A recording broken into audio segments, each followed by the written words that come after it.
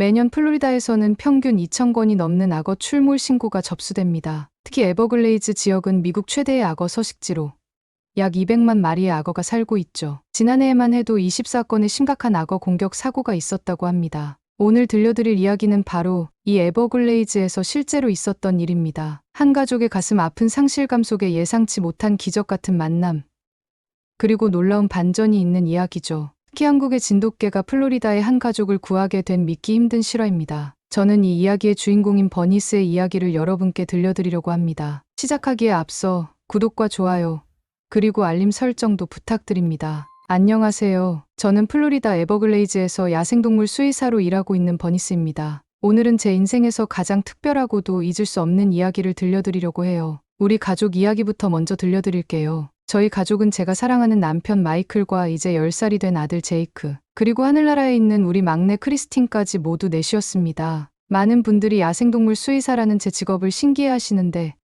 사실 이 일은 제게 천직이나 다름없었어요. 에버글레이즈는 정말 특별한 곳입니다. 광활한 습지와 호수, 그리고 수많은 야생동물들이 살고 있죠. 15년 전 처음 이곳에 왔을 때부터 저는 이곳의 매력에 푹 빠졌어요. 악어부터 시작해서 퓨마, 흑표범까지 위험한 동물들이 많지만 저는 이상하게도 그들이 무섭지 않았어요. 남편 마이클은 내셔널 지오그래픽의 사진작가예요. 처음 만났을 때 그는 에버글레이즈의 야생동물을 촬영하러 온 거였죠. 어느 날 다친 퓨마를 발견하고 제 병원으로 데려왔는데 그게 우리의 첫 만남이었어요. 그 후로 다친 동물을 발견할 때마다 제 병원을 찾아왔죠. 서로를 알아가면서 우리는 자연스럽게 가까워졌고 1년 뒤에는 결혼했어요. 그리고 얼마 지나지 않아 제이크가 태어났습니다. 제이크는 우리의 첫째 아이예요. 아빠를 쏙 빼닮아서 어릴 때부터 카메라에 관심이 많았죠. 지금은 아빠의 작은 카메라로 이곳의 새들을 찍는 게 취미가 되었답니다. 똑똑하고 듬직한 우리 아들 제이크는 3년 전 여동생을 잃은 후로 많이 힘들어했지만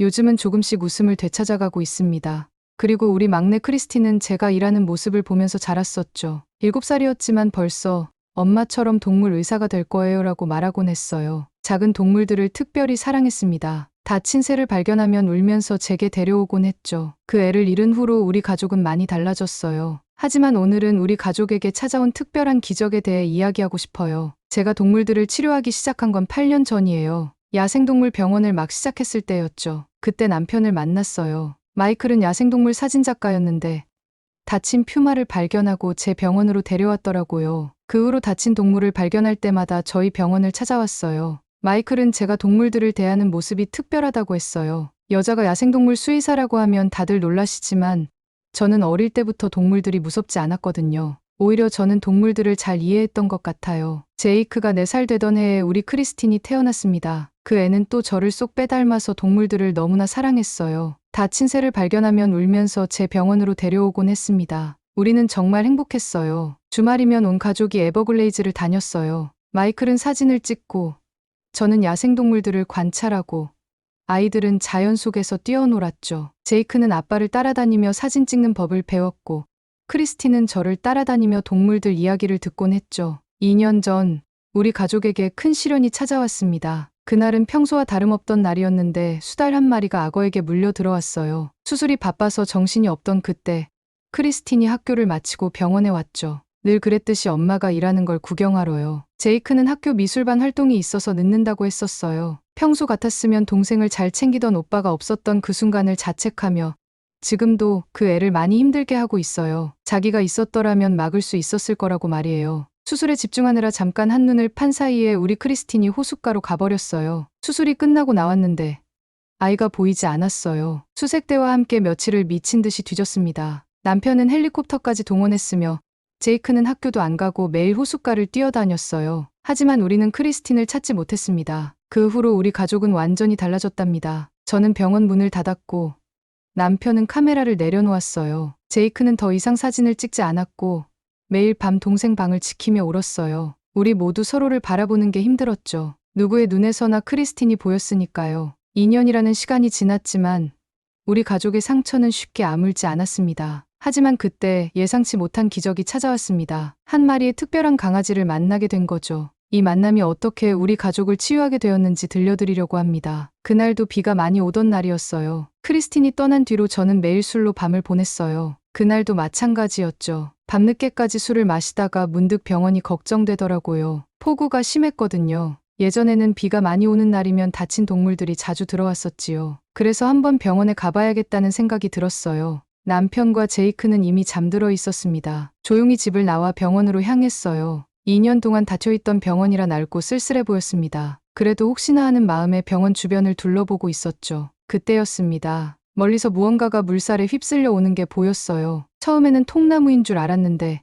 자세히 보니 강아지더라고요. 필사적으로 헤엄을 치고 있었어요. 순간 크리스틴이 떠올랐어요. 그날도 이런 폭우였다고 생각하니 가슴이 떨려왔습니다. 망설일 시간이 없었어요. 바로 물속으로 뛰어들었죠. 하지만 물살이 생각보다 너무 거셌어요. 강아지를 향해 헤엄치는데 제 몸도 자꾸 휩쓸려가기 시작했어요. 그때 문득 이래서 우리 크리스틴이 라는 생각이 스쳐 지나갔죠. 그런데 놀라운 일이 일어났어요. 제가 오히려 물살에 휩쓸리자 그 강아지가 저를 향해 헤엄쳐 오더니 제 옷자락을 물어 잡아당기는 거예요. 강아지의 도움으로 겨우 물 밖으로 올라올 수 있었죠. 안전한 곳에 도착하고 나서야 제대로 강아지를 볼 수 있었어요. 크지 않은 체구였지만 눈빛이 무척 또렷했습니다. 전체적으로 황갈색 털에 이마에는 하얀 무늬가 있었죠. 온몸이 진흙투성이었지만 어딘가 당당해 보였어요. 그 강아지를 데리고 병원으로 들어갔습니다. 2년 만에 처음으로 병원 문을 열었죠. 먼지가 가득했지만 다행히 기본적인 도구들은 그대로 있었어요. 강아지를 진찰해보니 다행히 큰 부상은 없었답니다. 다만 많이 지쳐 있었고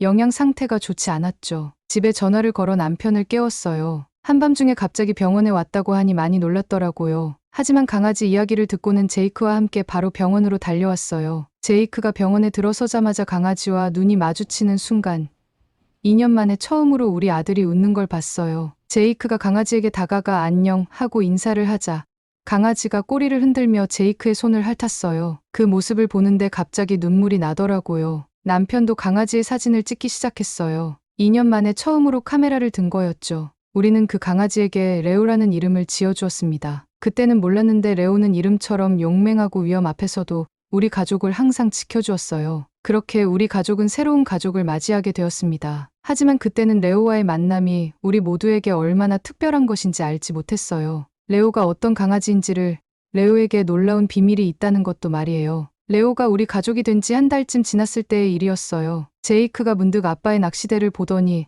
아빠, 레오랑 낚시하러 가면 안 될까요?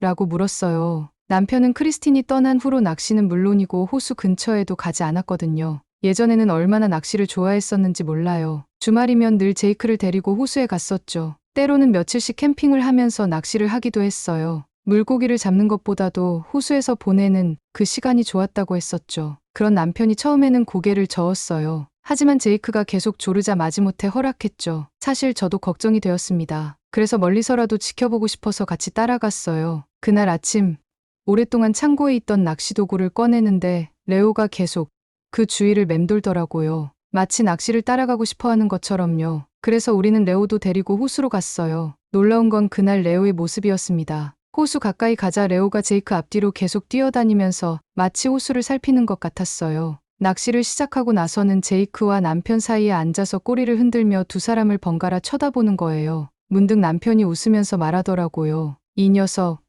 마치 우리를 보호하고 있는 것 같네. 그 말에 제이크도 웃었어요. 2년 만에 처음 보는 부자의 미소였죠. 그때부터 매주 토요일이면 새 남자의 낚시가 시작되었습니다. 레오는 늘 제이크 곁을 지켰고 때로는 물고기가 잡힐 것 같은 낚싯대를 먼저 발견하고 짖어서 알려주기도 했죠. 남편은 다시 카메라를 들기 시작했습니다. 처음에는 레오와 제이크의 모습을 찍다가 점점 예전처럼 야생동물도 찍기 시작했죠. 제이크도 아빠의 작은 카메라로 레오를 찍었어요. 저도 조금씩 변화하고 있었습니다. 더 이상 술을 마시지 않게 되었고 병원도 다시 열어야겠다는 생각이 들었죠. 물론 아직은 큰 동물들을 치료할 용기가 나지 않아서 작은 동물들만 받기로 했어요. 그러던 어느 날이었습니다. 제이크가 학교에서 돌아와서 흥분된 목소리로 말하더군요. 엄마, 우리 담임 선생님이 레오가 진돗개래요.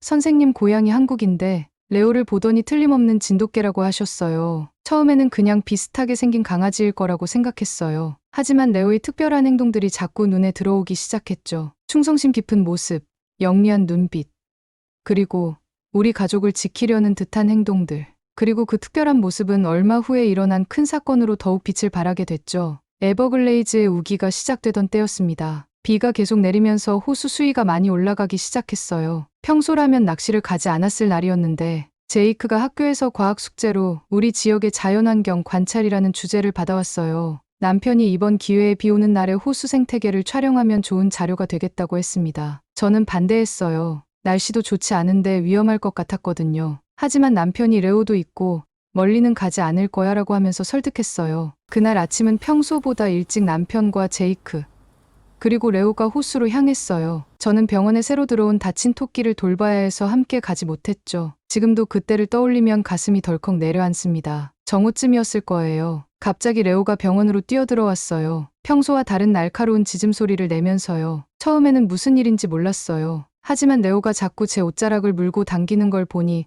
뭔가 큰일이 났다는 걸 직감했죠. 레오를 따라 호수로 달려갔습니다. 그때 들은 제이크의 비명소리를 저는 영원히 잊지 못할 거예요. 호숫가에 도착해보니 남편이 제이크를 안고 높은 바위 위에 있었어요. 그리고 바위 아래 물속에는 거대한 악어가 있었죠. 나중에 남편한테 들은 이야기인데 제이크가 수초를 관찰하려고 물가에 가까이 갔을 때였대요. 갑자기 물속에서 악어가 튀어나왔고 다행히 레오가 제이크를 재빨리 물어 뒤로 잡아당겼다고 합니다. 남편은 제이크를 안고 근처에 있던 바위 위로 피신했지만 악어가 계속 바위 주변을 맴돌면서 위협하고 있었던 거죠. 레오는 제가 도착하자마자 다시 호숫가로 달려갔어요. 저는 그때 처음으로 레오의 진짜 모습을 봤어요. 평소에 온순하고 다정한 모습은 온데간데 없고 마치 다른 동물이 된 것처럼 보였죠. 등에 털이 바짝 섰고 눈빛은 날카로워졌어요. 레오는 악어를 향해 천천히 다가갔어요. 악어가 크게 입을 벌리고 위협하듯 으르렁거렸지만 레오는 전혀 움츠러들지 않았죠. 오히려 더 당당하게 맞서는 것 같았어요. 그런데 갑자기 악어가 레오를 향해 돌진하기 시작했어요. 그 순간 레오의 움직임이 번개처럼 빨라졌죠. 악어의 옆구리를 스치듯 지나가면서 날카롭게 물었다가 재빨리 물러나기를 반복했습니다. 마치 오랫동안 훈련받은 군인처럼 정확하고 치밀했죠. 특히 놀라웠던 건 레오가 악어의 시선을 호숫가 반대쪽으로 유도하고 있다는 걸 알아챘을 때에는 놀라움을 금치 못했어요. 남편과 제이크가 있는 바위에서 점점 멀어지게 만들고 있었던 거죠. 레오는 단순히 싸우는 게 아니라 전략적으로 행동하고 있었던 거였어요. 한 번은 악어가 꼬리로 레오를 강하게 내리쳤어요. 레오가 그대로 나가 떨어졌죠. 저는 심장이 멎는 줄 알았어요. 하지만 레오는 곧바로 일어나 다시 악어와 마주섰어요. 이번에는 더 신중하게 움직이면서도 한치의 물러섬도 없이 악어를 압박하기 시작했어요. 물보라가 사방으로 튀고 악어의 거친 숨소리와 레오의 날카로운 짖음이 호수를 가득 메웠습니다. 그 긴박한 순간에도 레오는 한 번도 자리를 비우지 않았어요. 제이크를 쳐다볼 때마다 더 강하게 싸우는 것 같았죠. 레오의 용감한 행동 덕분에 악어의 관심이 분산됐고 그 사이에 제가 구조대에 신고를 할 수 있었어요. 10분 정도가 지났을까요? 구조대와 마을 사람들이 도착했을 때도 레오는 여전히 악어와 대치하고 있었어요. 놀라운 건 레오가 한 번도 무모하게 달려들지 않았다는 거예요. 마치 훈련받은 것처럼 정확하게 상황을 제어하고 있었죠. 총소리가 울리고 악어가 물속으로 사라진 후에야 레오는 바위 위에 제이크에게로 달려갔습니다. 다행히 우리 가족은 모두 무사했지만 레오가 악어의 발톱의 왼쪽 앞다리를 다쳤더라고요. 바로 제 병원으로 데려와서 응급처치를 했습니다. 2년 만에 처음으로 제 손이 떨리지 않았죠. 이상하게도 평온했어요. 마치 크리스틴이 곁에서 엄마, 레오를 꼭 살려주세요라고 말하는 것 같았거든요. 레오의 영웅적인 활약이 지역 신문에 보도되었습니다. 처음에는 작은 기사였는데 SNS를 통해 소식이 퍼지면서 한인 커뮤니티에서 연락이 왔어요. 그들이 들려준 레오의 과거는 정말 놀라웠습니다. 레오는 플로리다 주 소방국 구조견 프로그램에서 훈련받던 진돗개였어요. 원래는 LA 소재 한인 구조견 훈련소에서 시작했다고 해요. 특히 순환 구조 훈련에서 두각을 나타내서 플로리다로 보내졌던 거죠. 이곳의 습지와 호수가 많은 환경에 적합하다고 판단했다고 하더라고요.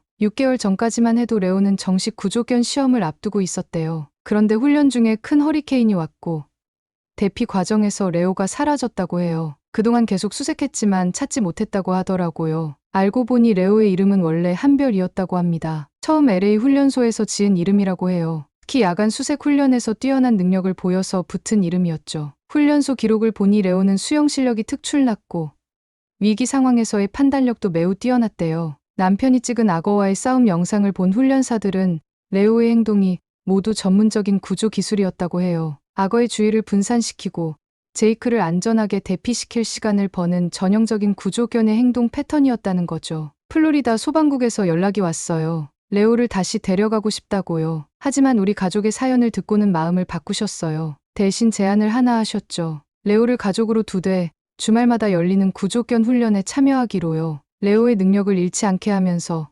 다른 구조견들의 훈련을 돕는 역할이었습니다. 제이크는 이제 주말마다 저희와 함께 훈련장에 가요. 레오가 다른 개들을 훈련하는 모습을 자랑스럽게 지켜보죠. 덕분에 제이크도 수영을 배우기 시작했습니다. 더 이상 물을 무서워하지 않아요. 크리스틴이 있었다면 오빠를 정말 자랑스러워했을 거예요 라고 말하더라고요. 저도 많이 달라졌습니다. 다시 큰 동물들도 치료하기 시작했죠. 레오가 곁에 있어주니까 두렵지 않게 되었습니다. 이제는 매주 소방국에서 구조견들의 정기검진도 맡고 있어요. 그들의 건강을 돌보는 일이 저에게는 이제 특별한 의미가 되었죠. 남편은 구조견들의 이야기를 다큐멘터리로 만들고 있어요. 진돗개가 구조견으로서 가진 특별한 재능에 대해 관심이 많아졌죠. 한국에 있는 진돗개 전문가들과도 연락하면서 자료를 모으고 있어요. 가끔은 생각해요. 허리케인이 레오를 우리에게 보내준 건 아닐까? 그리고 어쩌면 크리스틴도 하늘에서 우리를 지켜보면서 레오를 우리 가족에게 인도해준 게 아닐까 하고요. 우리 가족은 이제 조금씩 전진하고 있어요. 여전히 크리스틴이 그립고 그 상처가 완전히 아물지는 않겠지만 그래도 이제는 그 그리움을 안고 살아가는 법을 배웠어요. 그리고 그 과정에서 레오는 우리에게 없어서는 안 될 특별한 존재가 되었답니다. 매일 아침 출근할 때면 레오가 병원까지 저를 배웅해요. 그리고 퇴근할 때는 어김없이 마중을 나오죠. 주말이면 온 가족이 함께 훈련장에 가고 때로는 호수에서 낚시도 해요. 이제는 더 이상 호수가 무섭지 않아요. 우리에겐 레오가 있으니까요. 제 이야기를 끝까지 들어주셔서 감사합니다. 그럼 안녕히 계세요. 오늘의 사연 어떻게 들으셨나요? 여러분의 생각을 댓글로 남겨주세요. 다음에는 더 재미있는 사연으로 찾아뵙겠습니다. 감사합니다.